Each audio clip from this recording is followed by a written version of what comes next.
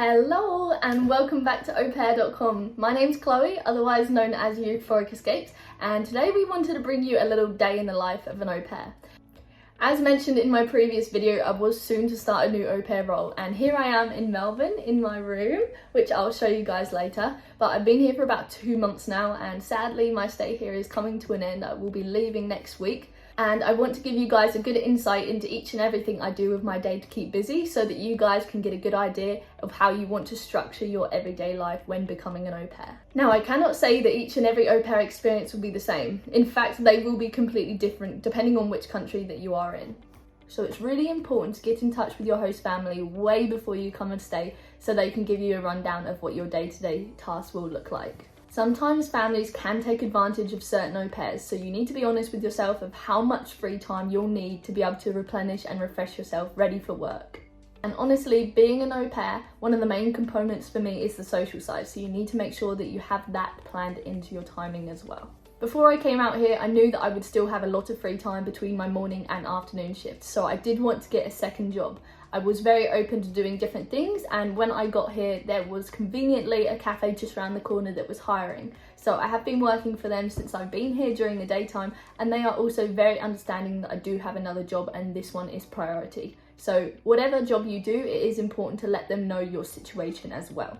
I have mentioned before that I am an Australian citizen, so luckily for me I don't have to deal with any of the working visas here. But if you are going to work in a country and you're not quite sure on your working rights on your visa, please double check. For more videos like this, make sure you like the video, comment any questions below and subscribe to the channel so you don't miss another one. And without any further ado, here is a day in my life as an au pair. This is a day in the life of an au pair. So the days that I'm working, I can start any time between 6 and 7 a.m. Today it was 6:20. Everyone meet my host child, Xavier. Good morning. So Xavier actually has a condition called unilateral cataracts, which means he was born with baby cataracts in one eye. Therefore, he puts a patch on his good working eye to train the bad working eye. It's an interesting concept to get your head around, but it does make sense. So every morning I come up and every evening I help take the lens in and out. He will have to do this until he's about 8 years old, until that eye is fully trained. Now Xavier is actually an only child and his mum is a stay-at-home mum. So the reason they wanted to get an au pair in was when his dad's not there, they just wanted a helping hand around just in case they do have issues getting the contact lens in and out, because as you can imagine with a baby it can be difficult at times. As he gets older and a little easier to distract, sometimes we just put a TV program on the phone so that he looks up during the whole routine. It's usually only if it takes more attempts than usual or more time, then she'll ask me to come up and hold his arms down or distract him myself. If you aren't comfortable caring for a child with special needs or something like this, then that's completely understandable. Just put it in your au pair profile and let your host families know.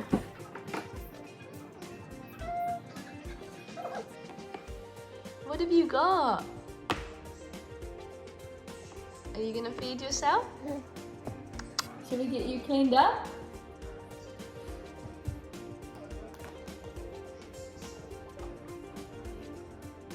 Ready? Well, you don't mind being wiped today. All done. So Xavier's just finished breakfast. Now I just pop him down on the mat. He just sort of plays to himself. You can probably hear him. But I just take this time to empty the dishwasher and sort of do a small amount of chores.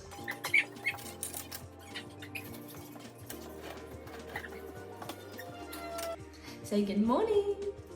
So usually Xavier wakes up on average around between 6 and 7. So mum will call me up to help out with the lens. And then after that, she'll head to the gym for a few hours while I watch Xavier. Is that funny? Is that funny? Yeah, so as soon as she's home, I quickly go downstairs, get changed and head off to work. But the weather's supposed to be a bit up and down today, but for the most part, I think it's supposed to be sunny. So I'll probably head to the beach with my friends later. So Xavier has been getting really strong on his legs recently. So he's been practicing his standing up. So all we need to do is just hold him here But he'll be walking in no time, no doubt. He's just about crawling. He's pretty fast, to be honest. Where are you? Who's this? Who's this?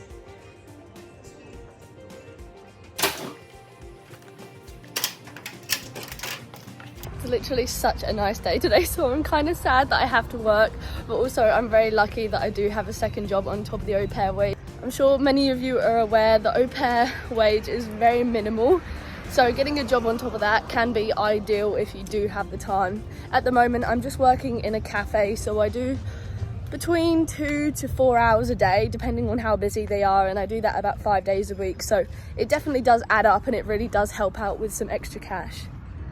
The cafe I work at is only about a 5-minute walk from my house, so I can literally leave last minute because I go from looking after Xavier. Usually my host's parents are back about 10 minutes before I have to start work, so I tend to have all of my work clothes ready before I do start my au pair shift in the morning. That way I can just run downstairs, get changed really quickly, brush my teeth and then head to work. The cafe that I work at are very understanding of my situation, know that I'm an au pair, so if I do tend to be like 5-10 minutes late, it's not too much of an issue.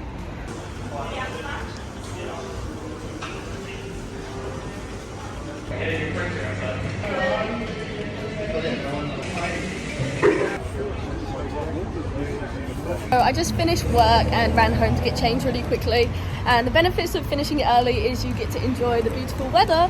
However, Melbourne weather is very unpredictable. It was beautiful when I started and now it's raining. Weather, I'm out here in summer clothes and it starts chucking it down. And there's the thunder. So just heading to the shop to get some groceries now to cook dinner for my host family. Now, it's important to note that cooking for your host family is not an essential part of the au pair role. That is completely up to you, up to your discretion whether you would like to do that or not. For me personally, I don't mind it. I let it slide because first of all, I love cooking, and second of all, I don't really work long hours, so I'm happy to do that. I'm almost home with the shopping. It's currently 1:30, so I'll probably start cooking dinner around 6 o'clock to be ready for 7:30. That's what time Xavier goes to bed. I also had to go to the pharmacy because I have had such a bad cough in the past week, but I just wanted to show that it's not all sunshine and rainbows being an au pair. You do get sick, you will be run down from doing way too much constantly, but it's so worth it.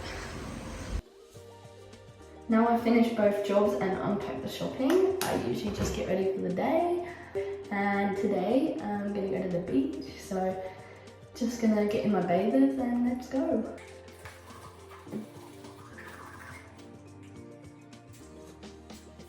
Going with some other au pair friends and other girls that live in Melbourne.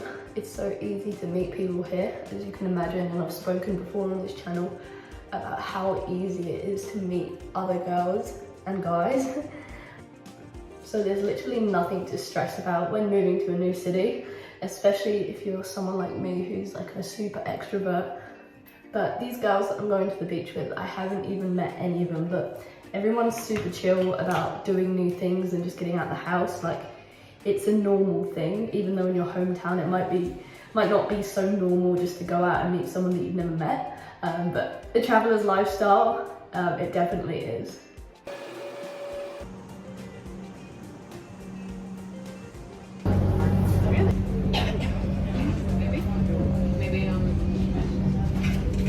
So I just got down to the nearest train station. I came from the suburbs, so it took me about an hour and a half to get down to the station at the beach. I have about a 15-minute walk down to the beach, and this is my fit check for today. Maybe grab some lunch down at the beach and then head home, ready in time to cook dinner for my host family. The host dad that I live with is actually a pilot, so he's not there too often, so most of the time it's just me and the host mum and Xavier, who's usually in bed. Average, I do about 3 hours work a day, give or take. But other than that, I have the whole day free, and that's pretty usual with the au pair role. Most of the time when the kids go to school or daycare, you will have the whole day free to yourself, which I think is a great opportunity to be able to visit cities and actually experience it to its fullest rather than just working the whole time while still getting paid.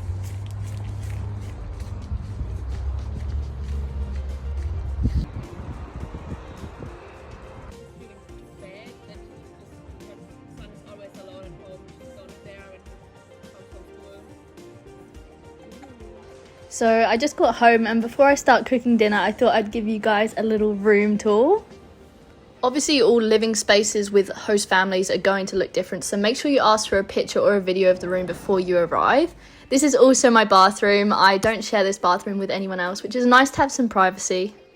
Xavier gets his patch removed around midday, and then anytime between 4:30 and 6:30 it's time to take his lens out. Ready, honey? So the first step is to put some eye drops in, and usually the taking out part is a lot more timely than putting it in, and you'll see it in this video how many attempts it does take. Please ignore my terrible singing, but this is just the way that we distract him so that he doesn't get too grumpy, because the grumpier he gets, the harder it is to take it out. Bluey. If you're angry and you know it, stomp your feet. If you're angry and you know it, stomp your feet. If you're angry and you know it and you really want to show it. Come on, honey. Angry and you know it, stomp your feet. Ready? Come on. If you're excited and you know it, shout hooray. If you're excited and you know I it, know, shout honey. hooray. Gotta open your eyes nice and big for mummy. Open, shut them, open, shut Oh, your them. favourite. Give a little clap. Open, shut them, open, shut them. Lie them in your lap, lap, lap.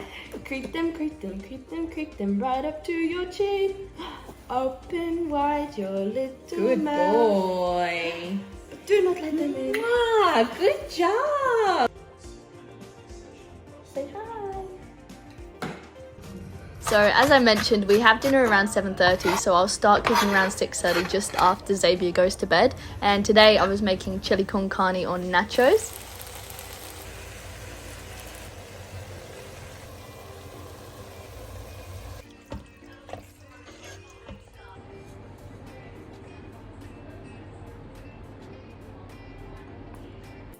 So after dinner's all finished with and the kitchen's cleaned up, I usually just go downstairs in my room and wind down with some Netflix. I then have a shower, do my skincare, and that's it for the day. Usually I go to sleep around 11 o'clock, but thanks for watching. Good night.